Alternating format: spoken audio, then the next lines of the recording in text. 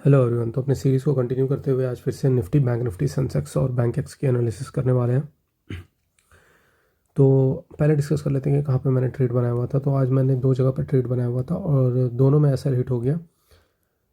तो इसमें गलती कहाँ हुई? गलती मुझे लग रहा है कि ये हुआ कि मेरा जो पोजीशन था उसमें मैंने एसएल नहीं लगाया हुआ था सेकंड वाले में, इसी वजह से उसमें एसएल चला गया, वरना सेकंड ट्रेड में जो है प्रॉफिट अच्छा खासा दिख रहा था। और जो फर्स्ट ट्रेड है उसमें भी थोड़ा बहुत प्रॉफिट दिख रहा था, बट इसमें भी मैंने ट्रेल नहीं किया हुआ था एसएल और उसकी वजह से लॉस दिखना चालू हो गया। तो फर्स्ट ट्रेड मैं थोड़ा लेट से आया था, तो यहाँ कहीं पे मैंने बनाया हुआ था सेम ये निफ्टी 50 में इस जगह पर था। बट ये मार्केट जो है यहाँ पर जब होल्ड करने लगा, ठीक है, इसमें ब्रेक डाउन हो गया और इसमें होल्ड करने लगा, तब मुझे लगा कि मार्केट अब ऊपर जाएगा और मेरा इसमें एसएल जा सकता है। इसके पीछे रीज़न ये था कि जब देखिए एक इंडेक्स में ब्रेक डाउन हो जाता है तो दूसरे इंडेक्स में क्या होता है कि लोग यहाँ पर आने लगते हैं इसको देख करके कि इसमें भी ब्रेक डाउन हो जाएगा।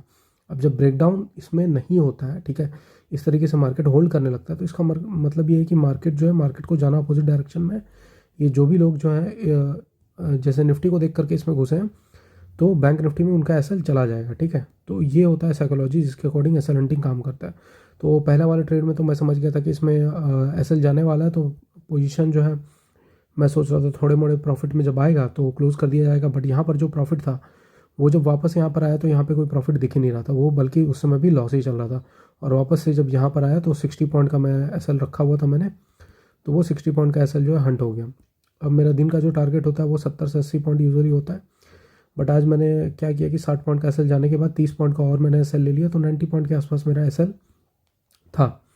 अब दूसरा जो है वो मैंने यहाँ पर बनाया था जब 51,500 का लेवल जो है ये क्रॉस हो चुका था, और बैंक निफ्टी में भी शायद 23,800 के आसपास कहीं पे ये क्रॉस हो चुका था। तो निफ्टी में, तो निफ्टी में ये जो है ज़्यादा दूर तो नहीं गया, ज़्यादा गिरा नहीं इसमें, ये यहीं कहीं पे आसपास में रहा। एंड बैंक निफ्टी में अच्छा खासा मुझे प्रॉफिट भी दिख रहा था। एंड उसके बाद तभी मैंने इसमें एसएल नहीं लगाया हुआ था, मुझे लगा थोड़ा और पॉइंट नीचे जाएगा तो फिर एसएल जो है मैं डायरेक्टली कॉस्ट के पास ही लगा दूंगा, और एसएल मैंने लगाया हुआ नहीं था, तो वो डायरेक्टली जो है प्रॉफिट जो था वो डायरेक्टली लॉस में कन्वर्ट हो गया। इसकी वजह से मेरा सेकेंड वाले ट्रेड में भी एसएल गया। अदरवाइज सेकेंड वाले ट्रेड में जो है आराम से मेरा 40-50 पॉइंट का प्रॉफिट दिख रहा था मुझे, तो ये मुझे बुक कर लेना चाहिए था, ये मेरी गलती थी। अब यहाँ पे एक थर्ड ट्रेड भी मुझे दिखा था जो कि मैंने नहीं बनाया, ऑल्दो अब उसको नहीं बनाने का कारण यही था कि मेरा जो दिन का लिमिट था वो जा चुका था। अदरवाइज़ मैं ये थर्ड ट्रेड बनाता, और इसका मुझे जो थर्ड ट्रेड था ना, ये लग रहा था मुझे कि काफ़ी दूर जाएगा, क्योंकि ये अब क्या करेगा, ये क्लोजिंग प्राइस से बहुत बार सपोर्ट ले चुका है। तो ये मैं श्योर था कि भाई ये क्लोजिंग प्राइस पे आके रुकने वाला तो है नहीं, ये इसके और भी नीचे जाएगा और ये डे लो निकाल सकता है। तो इतना दूर का टारगेट तो ईजिली था इस वाले थर्ड वाले ट्रेड में, बट लेने का नहीं रीज़न यही था कि मेरा एसएल 2 बार जा चुका था। अगर मैं तीसरी बार बनाता और मान लीजिए इसमें भी एसएल चला गया होता तो ये मेरे लिए प्रॉब्लमेटिक हो सकता था, ठीक है। वैसे कन्फर्मेशन तो यहाँ पे मिल चुका था, ये वाले जोन से डायरेक्टली यहाँ पे रिजेक्शन आ चुका था। सेम चीज़ अगर आप यहाँ पे निफ्टी में देखोगे तो निफ्टी में भी इस तरीके से यहाँ एक जोन था, इस जोन से एक बार रिजेक्शन आ चुका था, ठीक है। तो ये तो यहाँ पे कन्फर्मेशन मिल चुका था कि अब जो है यहाँ पर ये नीचे साइड जाने वाला है। तो थर्ड वाला ट्रेड, और एक और रीज़न था थर्ड वाला ट्रेड जो है, ये क्यों एक स्ट्रॉन्ग सेटअप बन रहा था थर्ड वाले ट्रेड में, मैं एक और चीज़ दिखाता हूँ आपको, ठीक है। तो मार्केट ऐसे काम करता है एसएल हंटिंग में कि एक में हाई निकाल देता है। आप देखोगे जैसे कि यहाँ पे बैंक निफ्टी में भी इस वाले दिन हाई निकाला हुआ है मार्केट, एंड उसके बाद वापस से नीचे गिर गया है, ठीक है। और यहाँ पर हाई नहीं निकाला हुआ है, जबकि निफ्टी में सेम चीज़, ये कल इसने हाई निकाल दिया था, एंड आज आप देखोगे तो ये वाले प्रीवियस डे हाई को भी क्रॉस नहीं किया हुआ है। तो ये चीज़ मैंने देखा था बैंक निफ्टी में, इसने मल्टीपल हाइज निकाले थे, ये रहा प्रीवियस डे हाई, ये उसके पहले वाला हाई, और एक यहाँ पर एक आया था, तो 3 हाई ऑलरेडी निकाल चुका था, ठीक है। अब इसमें साइकोलॉजिकल नंबर जो था वो था 51,500 का, ठीक है। इसके ऊपर जो साइकोलॉजिकल नंबर था वो था ये 52,000 का, ठीक है। तो अब बैंक निफ्टी जो है एक साइकोलॉजिकल नंबर ऑलरेडी निकाल चुका है, ठीक है। दो छोटे साइकोलॉजिकल नंबर्स भी होते हैं जैसे 51,800 और 51,200, मैं इनको इतना इंपॉर्टेंस नहीं देता हूँ और इनके ऊपर जल्दी कॉन्सेंट्रेट नहीं करता हूँ, क्योंकि ये आपकी जो साइकोलॉजी है ना एसएल हंटिंग को देखने की, ये थोड़ा सा चेंज कर देता है, ठीक है। अगर इनको भी मैं साइकोलॉजिकल नंबर्स कंसिडर करने लगूंगा मोस्ट ऑफ द टाइम, तो फिर जो मेरा ट्रेड डिसीजन होता है वो मैंने देखा है कि मोस्ट ऑफ द टाइम गलत होता है, इसीलिए मैं इनको कंसिडर नहीं करता हूँ। सिर्फ 500 एंड 1000 के लेवल्स को कंसिडर करता हूँ बैंक निफ्टी में, ठीक है। सेम चीज़ इसमें भी वो जो लेवल्स होते हैं इनमें कंसिडर किया जा सकता है, क्योंकि इनमें जो लेवल होते हैं 500 या जैसे 24,000 का लेवल है, ये काफ़ी दूर होता है, ठीक है।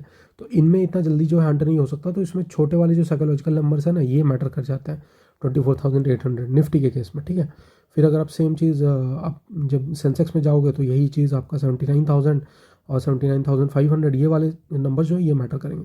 तो थर्ड वाला ट्रेड जो है ये हाई प्रोबेबिलिटी सेटअप था, क्योंकि इनमें डे हाई निकाल चुके थे बैंक निफ्टी के केस में, और क्योंकि ज़्यादातर लोग निफ्टी और बैंक निफ्टी को देख करके ट्रेड करते हैं, इसी वजह से सेंसेक्स और बैंकेक्स के केस में जो भी स्ट्रक्चर्स बन रहे होते हैं वो इतने इंपॉर्टेंट नहीं होते हैं, ठीक है।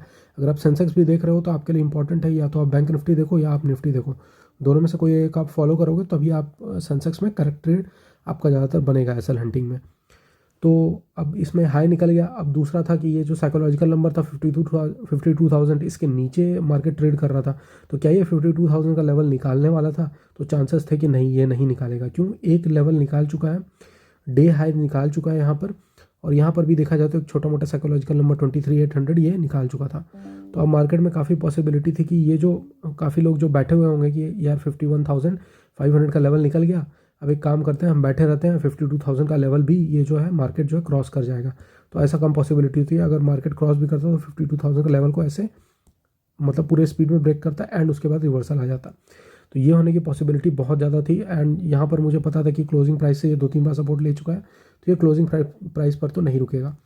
तो इस तरीके से काफ़ी लोगों ने ट्रेड भी बनाया हुआ था, ठीक है। अनफॉर्चुनेटली आज मुझे लॉस हुआ। अगर जो सेकंड वाला लॉस था, अगर उसमें मैंने एसएल लगा लिया होता या पहले प्रॉफिट काट लिया होता, तो मैं ये थर्ड वाला ट्रेड जो है ये ज़रूर लेता, क्योंकि ये जो हाई प्रोबेबिलिटी ट्रेड था इससे मेरा जितना भी लॉस था दिन का, ठीक है, वो तो कवर हो ही जाता, बल्कि इसका डबल ट्रिपल प्रॉफिट हो जाता।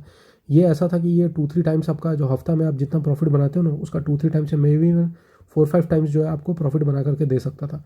तो आपको टेंशन नहीं होती कि अगले दिन अगर लॉस भी हो जाएगा तो क्या होगा, वैसा, ठीक है। तो थर्ड वाला ट्रेड बहुत ही हाई प्रोबेबिलिटी और बहुत ही अच्छा ट्रेड था, अनफॉर्चुनेटली नहीं ले पाया। तो चलिए डिस्कस कर लेते हैं कि अब कल क्या हो सकता है। तो अभी देखिए मार्केट का जो कंडीशन है ना, उस हिसाब से मार्केट में अभी जो है ऊपर साइड में अभी सेलर्स बैठे हुए हैं, ठीक है। अगर आप निफ्टी देखोगे तो कल के साइड में जो सेलर्स थे वो अभी भी बैठे हुए हैं, ठीक है, और यहाँ पर भी सेलर्स बैठे हुए हैं। अच्छा, एक और चीज़ बताना था, अभी कुछ लोगों का क्वेश्चन ये हो सकता है कि कल तो मैंने बोला था कि जो भी पहला मूवमेंट होगा उसके अपोजिट ट्रेड लेने, तो हाँ, वो भी सेटअप बन रहा था। अगर आप यहाँ पर देखोगे डायरेक्टली तो यहाँ पे क्लोजिंग प्राइस से डायरेक्टली रिजेक्शन लिया हुआ था, तो पहला मूवमेंट तो ये था, बाइंग का आ गया डायरेक्टली यहाँ पे बिना हाई या लो को ब्रेक किए हुए, तो इसका हाई भी ब्रेक हो गया, फर्स्ट कैंडल का हाई भी ब्रेक हो गया, क्लोजिंग प्राइस से रिजेक्शन भी आ गया, तो यहाँ पर एक सेलिंग साइड का ट्रेड बनता था, ठीक है। तो ये भी एक सेटअप था। अब बाकी बैंक निफ्टी में देखा जाए तो इसमें तो कोई सेलर्स वगैरह नहीं होंगे, ठीक है। इनमें अगर कोई भी सेलर वगैरह पोजिशनर वगैरह होंगे तो उनका एसएल जो है इधर कहीं पे आसपास होगा। अब वो 52,000 के आसपास सेलर जो है आ चुके होंगे। छोटे मोटे सेलर हो सकता है कि बीच में कहीं पर घुसे हों और स्कैल्पर्स भी घुसे हों, तो वो अपना पोजीशन हो सकता है काट सकते हो। एंड कल मार्केट में काफ़ी पॉसिबिलिटी, मार्केट जो है गैप अप खुल सकता है, ठीक है। गैप अप खुलने की पॉसिबिलिटी बहुत ज़्यादा है कल के मार्केट में, लेकिन गैप अप खुल के मार्केट क्या करेगा वो देखना पड़ेगा। अब गैप अप खुल के मार्केट जो है काफ़ी पॉसिबिलिटी है, मार्केट जो है थोड़ा बहुत जाएगा, इनके एसएल हंट करेगा यहाँ पर से यहाँ पर। अगर आप चेक करोगे तो इसका जो 50 से 60% का लेवल आएगा, फिबोनाची लेवल, ठीक है, उन लेवल से मार्केट जो है दोबारा से रिवर्स हो सकता है, ठीक है। रिवर्स होकर के मार्केट नीचे जाएगा और नीचे जाकर के वापस से ऊपर से मार्केट साइडवेज हो सकता है। तो कल तक के लिए यही सेटअप होगा मोस्ट लाइकली। जो है 1 जनवरी या उसके बाद ही जब एफआईआईज वगैरह एक्टिवली काम करना चालू कर देंगे इंडियन मार्केट में, तो उसके बाद जो है मार्केट में कुछ चेंजेस आएंगे। एंड प्लस जो है जैसे ही अपने पावर में आने वाला है तो उसके बाद भी थोड़ा बहुत मार्केट में चेंजेस देखने के लिए मिल सकता है, ठीक है। अब वो पॉजिटिव होगा नेगेटिव होगा वो तो मार्केट के सेंटीमेंट के ऊपर है, लेकिन फिलहाल के लिए हम यही बोल सकते हैं कि मार्केट के काफ़ी चांस है कि पहला जो मोमेंटम है वो पॉजिटिव होने वाला है, वो बाइंग साइड का होने वाला है, ठीक है। तो हम जो सेटअप आइडेंटिफाई करने वाले हैं वो सेलिंग साइड का सेटअप आइडेंटिफाई करने वाले हैं चारों इंडिसेस में, ठीक है। अगर आप किसी में भी ट्रेड करते हो तो सेलिंग साइड का सेटअप सुबह में आइडेंटिफाई करने वाले हैं। तो आज के एनालिसिस में बस इतना ही। अगर आपको वीडियो पसंद आ रही है तो वीडियो लाइक कीजिए एंड चैनल सब्सक्राइब कीजिए। आज के लिए बस इतना ही, मिलते हैं अब कल। धन्यवाद।